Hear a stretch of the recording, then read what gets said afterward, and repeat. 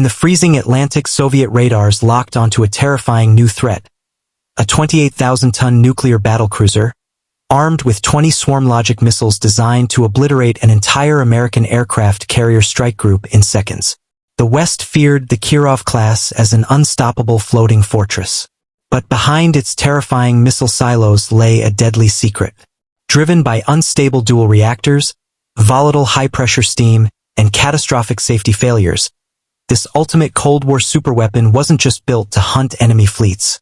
It was turning into a radioactive nightmare that threatened to destroy its own crew from the inside. To understand why the Kirov class struck pure terror into NATO strategists, you have to understand the sheer scale of its lethal engineering. Commissioned in 1980, this was not a standard cruiser. At nearly 800 feet long, it was the largest surface combatant built by any nation since the Second World War. The Soviet Union's objective was simple: build a single, invincible warship capable of hunting and destroying an entire United States Navy aircraft carrier strike group.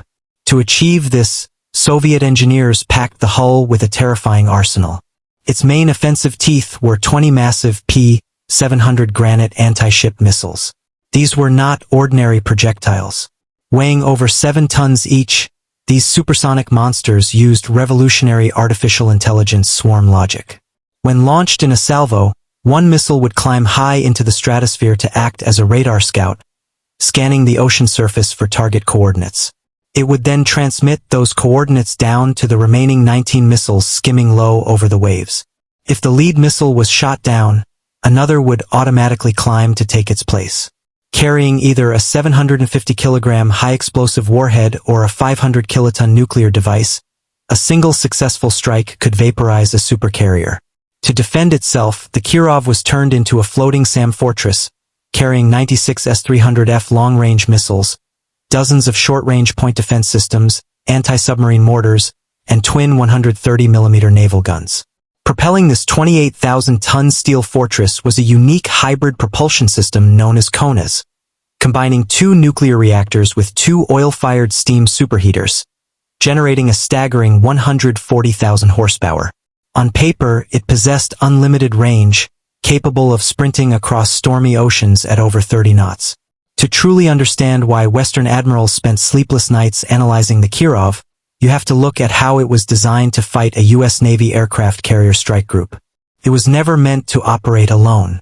In a full Cold War engagement, a Kirov-class battlecruiser would sit at the center of a Soviet surface action group, surrounded by destroyers, attack submarines, and long-range ocean reconnaissance satellites. The moment an American carrier group was detected within a 500-kilometer radius, the Kirov would execute its primary operational directive, a saturation salvo. All 20 P-700 Granite missiles would launch simultaneously in under 2 minutes, breaking the sound barrier as they surged toward the fleet. Using their automated target allocation AI, the missiles would assign roles in midair. While 19 skimmed the waves at Mach 2.5 to evade Aegis radar, one would soar high above to stream real-time radar tracking back to the pack. If American Phalanx or SM-2 missiles shot down the Scout, another Granite would instantly pitch up to replace it. The objective wasn't just to score a hit, it was to completely overwhelm the combat information systems of every destroyer in the strike group. Simultaneously, its massive S-300F surface-to-air missile batteries would launch a defensive umbrella to shield itself from incoming F-14 Tomcats and Harpoon anti-ship missiles. It was a cold, mathematical strategy. Sacrifice speed and maneuverability to become a floating missile battery capable of delivering apocalyptic force in a single, devastating minute. But this entire combat doctrine relied on one deadly assumption, that the ship's fragile internal machinery wouldn't break down before the first missile ever left its silo. While NATO planners panicked over the Kirov's terrifying arsenal, the officers aboard were fighting a completely different enemy, their own warship. The vessel's greatest strength, its complex KONAS hybrid propulsion system, proved to be its ultimate undoing. Operating dual nuclear reactors alongside high-pressure oil-fired superheaters required absurdly tight tolerances.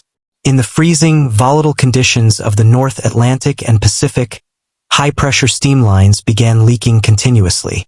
Valves seized, cooling loops corroded, and mechanical failures became a daily ritual.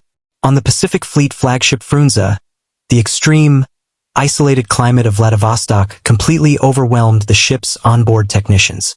Without shore-based infrastructure to properly maintain the delicate propulsion plants, vital cooling pipes degraded rapidly. The ship was plagued by sudden, catastrophic losses of steam pressure, frequently leaving this 28,000-ton behemoth dead in the water during operational deployments. Then came the incidents the Soviet military tried desperately to hide. In 1990, while on routine operations, the lead ship Kirov suffered a critical malfunction in its nuclear propulsion plant. A severe failure in the primary cooling circuit sent alarm sirens wailing throughout the lower decks. Radiation levels spiked near the reactor compartment. Crew members scrambled in panic to contain the emergency before a full meltdown occurred. While disaster was narrowly averted, the damage was irreversible. The reactor room was heavily contaminated, and the propulsion system was irreparably compromised. Russia lacked the astronomical funds and specialized shipyards required to repair the radioactive damage. The invincible warship hadn't been defeated by American torpedoes or carrier strikes. It had been paralyzed from the inside by rushed Soviet engineering, poor safety standards, and a propulsion system that was fundamentally unsafe to operate. When the Soviet Union collapsed in December 1991, the nightmare of the Kirov class escalated from a technical disaster into a geopolitical crisis. Overnight, the newly formed Russian Federation inherited 4 massive nuclear battlecruisers it could no longer afford to fuel, maintain, or even man.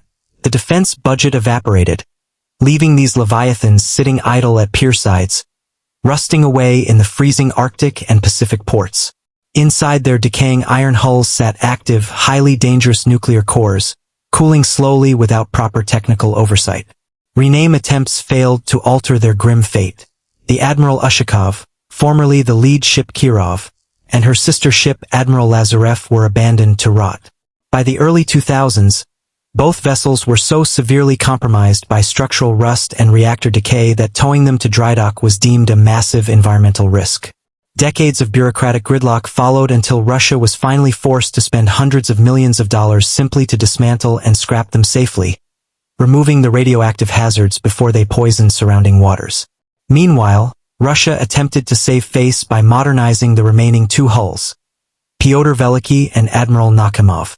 But what was intended to be a routine technological upgrade turned into one of the most absurd money pits in naval history. Today, the era of the giant battlecruiser is drawing to a final, definitive close.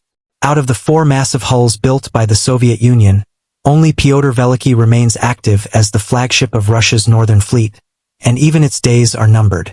For over 2 decades, Moscow tried to revive the class by pouring astronomical sums into the complete overhaul of Admiral Nakhimov. The plan was ambitious. Strip away the outdated 1980s Soviet radar suites and replace the old granite missile silos with modern universal launch systems capable of firing Zircon hypersonic missiles and Caliber cruise missiles. On paper, a single modernized Kirov armed with hypersonic missiles moving at Mach 9 would be virtually unstoppable by any current air defense system.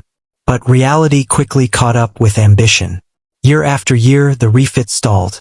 Shipbuilders encountered severe structural corrosion inside the hull, ancient wiring systems that required total re-engineering, and massive supply chain bottlenecks.